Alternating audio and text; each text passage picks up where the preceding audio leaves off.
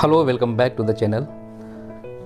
Topic हमारा चल रहा है financial statements of sole proprietorship, जिसको फाइनल अकाउंट भी बोलते हैं। तो चलो सीरीज को आगे बढ़ाते हैं और लेते हैं आज का क्वेश्चन। तो चलो स्टार्ट करते हैं आज की क्लास।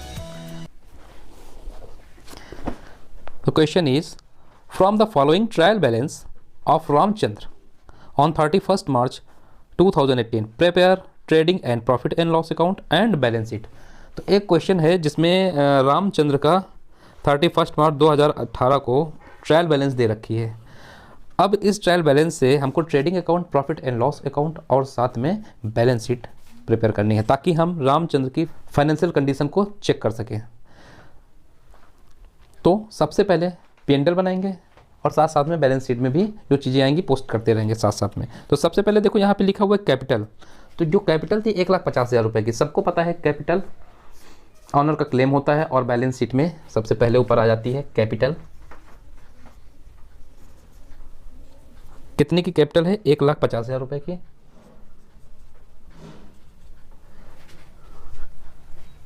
आगे देख लेते हैं स्टॉक ऑन 1 अप्रैल 2017 30,000 का स्टॉक है। तो ये ओपनिंग स्टॉक है और ओपनिंग स्टॉक ट्रेडिंग अकाउंट के डेबिट कॉलम में जाता है। ये डेबिट कॉलम है और ये क्रेडिट कॉलम है। ये क्रेडिट कॉलम है और ये डेबिट कॉलम है। तो टू ओपनिंग स्टॉक कितना है? 30,000।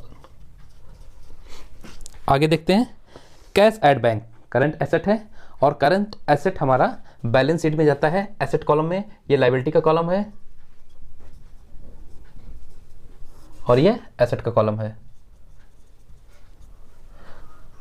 क्या है ये? Cash at bank 10,000 cash at bank,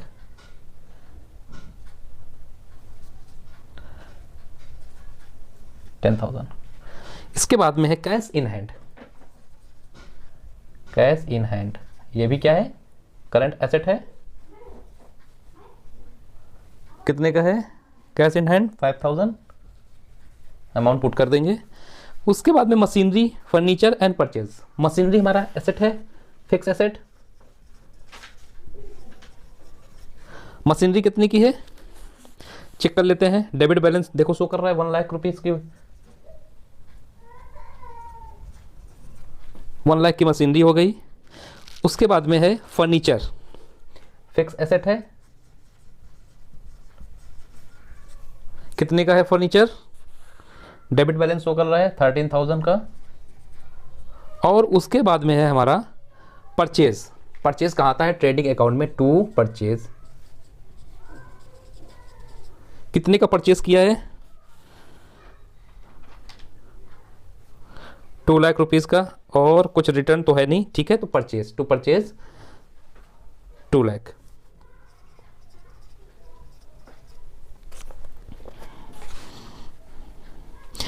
wages सभी को पता है। वेजेस क्या है? मजदूरी कहाँ दी जाती है? फैक्ट्री में दी जाती है। तो कहाँ आएगा? ये डायरेक्ट एक्सपेंस होता है और डायरेक्ट एक्सपेंस ट्रेडिंग अकाउंट के डेबिट कॉलम में आता है। तो to wages.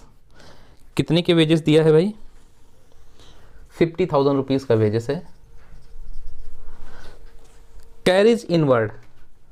Carriage inward factory तक जो रॉ मटेरियल है उसको लाने में जो खर्च लगा वो कैरिज इनवर्ड। इसको कैरिज इनवर्ड भी बोलते हैं और फ्रेट भी बोलते हैं, ठीक है। तो carriage inward to carriage inward. कितना खर्च हुआ कैरिज इनवर्ड्स में? 33,000। Now salary. सैलरी पे की गई है। तो सैलरी किसको पे किया जाता है? एम्प्लॉय को। और एम्प्लॉय हमारे ऑफिस में काम करते हैं।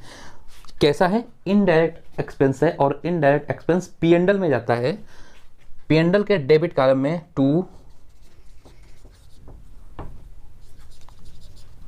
सैलरीज। कितने की सैलरी है? 70,000। क्लियर है? अब देखो डिस्काउंट अलाउड। डिस्काउंट दिया है, अलाउ किया है, तो एक तरीके का एक्सपेंस है या लॉस है हमारा। तो लॉस या एक्सपेंस हमारा नुकसान है तो जितने भी लॉस होते हैं, एक्सपेंस होते हैं, वो डेबिट किए जाते हैं। तो ये भी कैसा है, एक्सपेंस है, इनडायरेक्ट एक्सपेंस है। और इनडायरेक्ट एक्सपेंस कहाँ आता है, हमारा पता है सबको, P&L में जाता है टू डिस्काउंट। कितने का डिस्काउंट है ये, 4000 का डिस्काउंट रिसीव किया है, तो एक तरीके की इनकम है। और जितनी अदर इनकम आती हैं वो आती हैं हमारे P&L के क्रेडिट कॉलम में, जिसको बोल देंगे बाय डिस्काउंट। थोड़ी सी जगह छोड़ देना ऊपर से। कितने का डिस्काउंट हमको मिला है, 5000 रुपीज़ का। अब आगे चलते हैं। एडवर्टाइजिंग का जो खर्च आता है वो इनडायरेक्ट एक्सपेंस होता है, और वो हमारा P&L के डेबिट कॉलम में आता है टू एडवर्टाइजमेंट।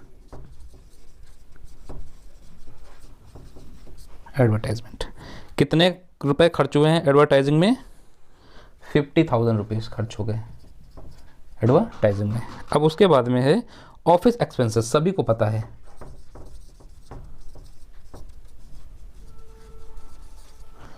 इनडायरेक्ट एक्सपेंस है, 40,000 रुपीज़ का ऑफिस एक्सपेंस हो गया। उसके बाद में है सेल्स हमारी आती है ट्रेडिंग के क्रेडिट कॉलम में बाय सेल्स। रिटर्न चेक कर लेते हैं, कुछ है, कोई रिटर्न नहीं है, तो कितने की सेल हुई है, 5 लाख रुपीज़ की। 5 लाख रुपीज़ की सेल हो गई। उसके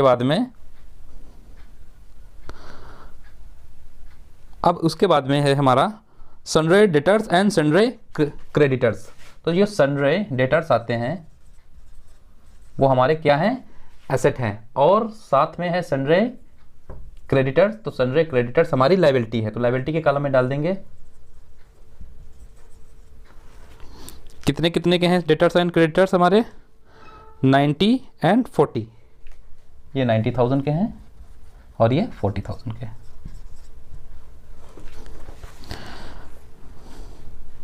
अब देखो सबसे लास्ट में क्या लिखा हुआ है, यहाँ पे एक चीज़ और लिखी हुई है, ट्रायल बैलेंस के सबसे नीचे value of closing stock as on 31 March.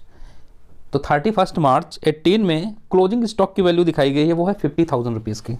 तो क्लोजिंग स्टॉक इसका मतलब है इसकी एंट्री हमारी जनरल एंट्री नहीं की गई है, कहीं से ये मिस हो गया है। तो क्लोजिंग स्टॉक की पहले एंट्री करेंगे जनरल एंट्री, और फिर प्रॉपर उसको पोस्ट करेंगे जो चीज़ें जहाँ जानी है। तो सबसे पहले स्टॉक क्या हो जाएगा, स्टॉक अकाउंट डेबिट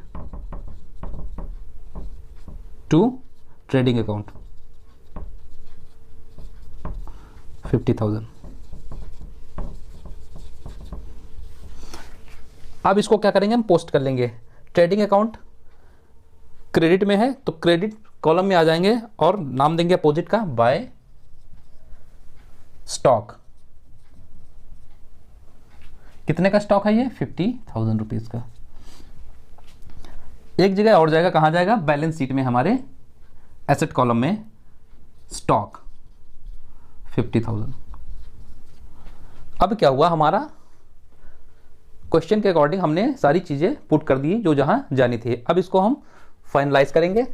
तो ये हो गया हमारा 2 लाख, 2,30,000 और 2,80,000। 2,80,000 प्लस 33,000 कितना हो गया, 280 प्लस 33,000, 3,13,000। 3,13,000 माइनस 5,50,000,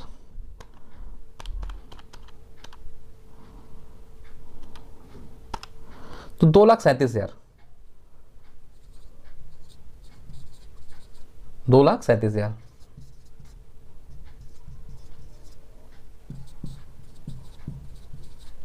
2,37,000 क्या है हमारा, टू ग्रॉस प्रॉफिट। और ये ट्रांसफर कहां होता है, ट्रांसफर टू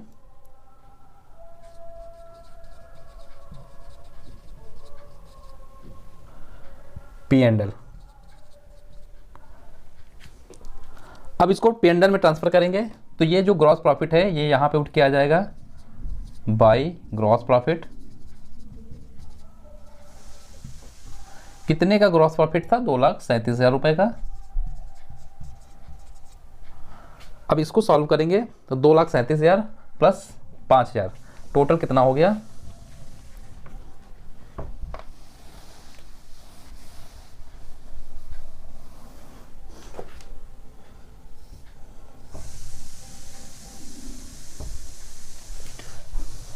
2,42,000।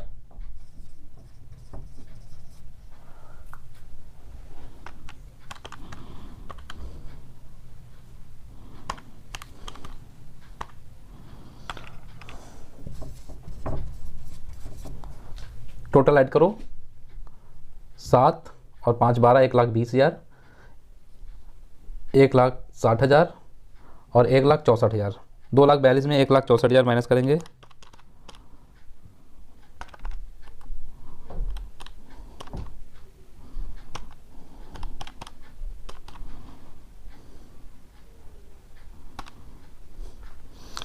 तो ये आया 78,000 रुपये। 78,000 क्या आ गया हमारा? नेट प्रॉफिट आ गया। तो नेट प्रॉफिट निकल के आ गया मेरे पास में 78,000 रुपये का टू नेट प्रॉफिट। और ये ट्रांसफ़र कहाँ होगा? Transfer to balance sheet. 78,000। तो हमको ये नेट प्रॉफिट निकालने के लिए सबसे पहले ट्रेडिंग अकाउंट बनाना पड़ा। ट्रेडिंग अकाउंट से हमारा ग्रॉस प्रॉफिट आया और फिर ग्रॉस प्रॉफिट आने के बाद में हमने P&L बनाया, जिससे हमारा नेट प्रॉफिट निकल के आ गया कि ड्यूरिंग द ईयर हमारा नेट प्रॉफिट कितना है। तो 78,000 का हमारा नेट प्रॉफिट निकल के आ गया। अब ये नेट प्रॉफिट हमारी कैपिटल को इंक्रीज करता है, तो ऐड कर देंगे यहाँ पे नेट प्रॉफिट। कितना? 78,000। टोटल कितना हो गया? आउटर कॉलम में डाल दो।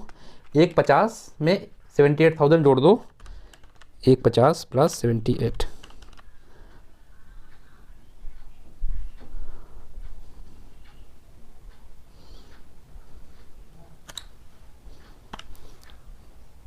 तो ये हो गया 228,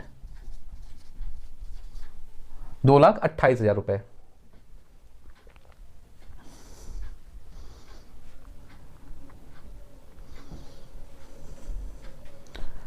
अब हम ऐड कर लेंगे, दोनों कॉलम को जोड़ेंगे, तो ये हमारा आंसर अगर जो इक्वल आ रहा है, क्रेडिट इक्वल डेबिट, तो क्या है हमारा क्वेश्चन सही है। दोनों साइड का अमाउंट इक्वल आ रहा है तो हमारा क्वेश्चन सही है। तो ऐड कर लेते हैं दोनों कॉलम को। पहले 2,28,000 में 40,000 और जोड़ दो, कितना हो गया ये? 2,28,000 40,000,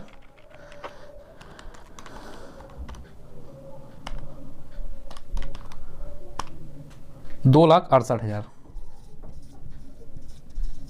इतना ही इधर आएगा, 1,10,000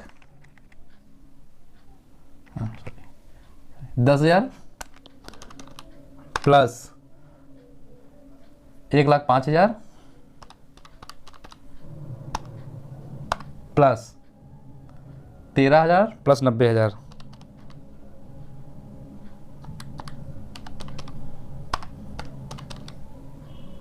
90,000 प्लस 50,000, 2,68,000। दोनों साइड का अमाउंट इक्वल आ गया। इसका मतलब क्वेश्चन हमारा एकदम सही है।